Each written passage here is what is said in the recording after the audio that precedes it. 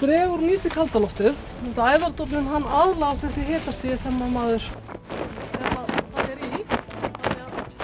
En ef þú ert með hann í heitu herbergi, þá þjappar dúninn sér aðeins saman og hitar ekki jafn vel. Þannig að hann aðlagar sig því hitastig sem hann sefur við hverju sinni. Og nú er þetta orðið bara, hnausþykk sæng.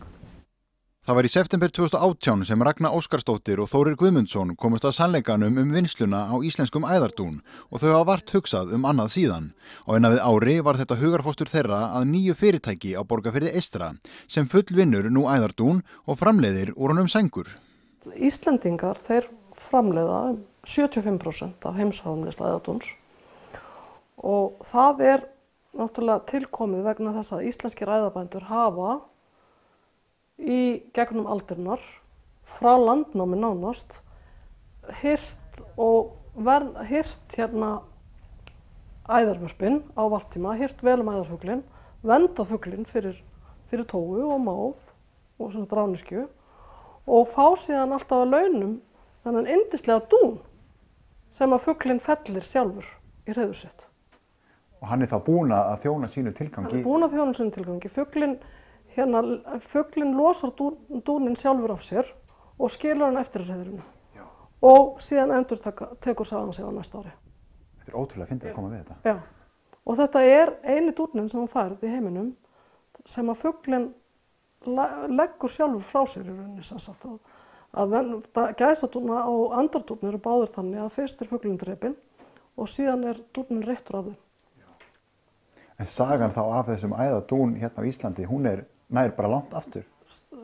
Ég er að bara segja, fullri það nánast að íslenski æðardúninn sé íslenskari en sauðkindin okkar. Já.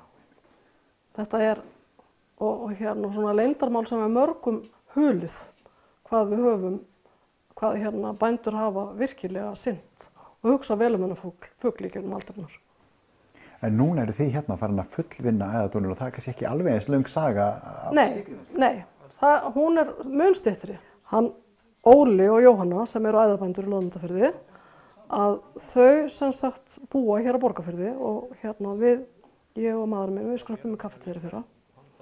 Og þá sem sagt leiddi Óli okkur í allan sannleik æðarvarpið og umhirðu æðardúnsins. Og þá sem sagt var það tíðrætt þá staðreynd að við flytjum þennan dásamlega dún að mestu leyti út sem hrávöru. Og samt eigum við 75% heimsframleiðslu dúnsins. Og þetta var mér eiginlega algjörlega ómögulegt. Þannig að ég fór heim og fór að hugsa og fór að lesa mig til og svona og varð strax algjörlega sammála honum að þetta væri náttúrulega alveg fáránlegt að við sem sagt standa okkur engir framar í söfnun æðardúnsins og þetta er algjör lúxusvara og að við leyfðum sem sagt að við flyttum hann út þannig að mesta virðisaukningin af dúninum verður til annars staðar. Við viljum flytja þennan virðisauka hingað heim til Íslands og það er sem sagt markmiðið með fyrirtækinu að fullvinna æðardún hér heima á Íslandi. Ef við tölum að dún hérna, ég er búinn að vera með í höndunum og ég er að gleymi því að því hann er svo léttur. Ég get drifið hann í sundur og hann festist aftur saman. Já, og þjappa hann saman og hann sprettur út. Þjappa hann saman. En það er mikil vinnsla á bakvið þetta. Hann er ekkert svona beint úr hreiðrinu. Nei. Hér er hann beint úr hreiðri og svo hér er hann bara fullur af skít og það hreinur úr honum draslið. Og það má í rauninni segja að þegar dún beint úr hreiðri að það þegar það búið að hreinsa hann, þá er svona 30%, 20–30% þyngdarinn eftir. Þetta er 70% þessara þyngdar er rusl. Þannig að það er rosa mikið sem þarf að tína og hreinsa úr honum. Já. Og þetta eru mörg skrefa því að það má ekkert vera eftir í honum. Já.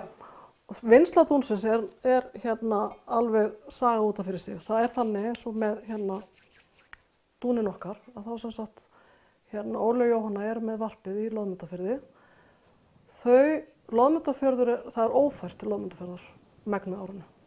Þannig að það er siglt með þau á bát til Loðmundarfjörðar í mánaðamótin apríl-maí. Þá fara þau sigla þangað með 2 mánaða vistir með sér og koma sér fyrir á Sævarenda þar sem að það er ekki sem sagt, þau eru án rafmagns, þau eru bara með dísilrafstöð og hérna þau eru svona án flestra nútíma þæginda eins og við erum vön þeim. Og þar byrjaði að nota þau maímánuð til að undirbúa varpið, koma fyrir öllum litríku flöggunum sem yfir því, búa til fleiri hreiður til að geta tekið á móti fleiri fuglum. Og svo þegar það fer að líða mánuðin þá mætir fuglinn sjálfur á staðinn. Og þá fer júní að miklu leyti það að sem sagt að vakta varpið. Það er vaktað nánast allan sólarhringinn til þess að verja það fyrir bæði tóf og minki og svo máunum.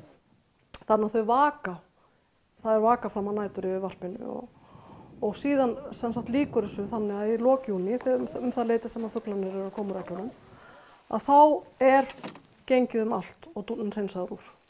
Og svo er þeim fuglunum fylgt eftir þangað til þau eru komin út á sjó. Vakta er alveg þangað til þá.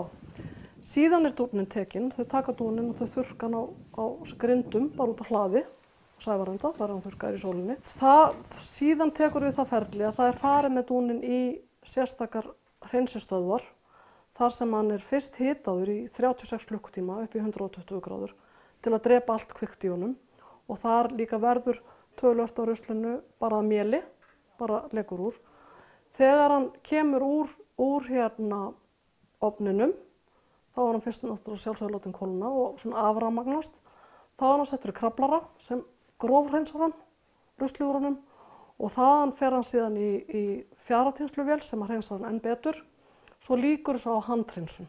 Síðasti umgangurinn er alltaf sá að dúninn er tekinn og honum er velt á milli handana til að leita síðustu fjöðrunum og síðustu graskornunum. Það er skemmtilegt hljóð í honum. Það er einstakt hljóð í honum og þetta hljóð segir okkur það að við séum með gæðadún í höndunum. Þetta snarkar í honum eins og í rauninni snarkar bara í eldi. Það líkast því. Algjörlega einstakt. En þetta gerist ekki mikið umhverfisvænna en þetta og tengingin sem þú þarft að hafa við náttúruna bara til þess að geta náð í hann er ótrúleg. Hún er bara algjör. Það er þannig. Það gerist ekki náttúruvænna.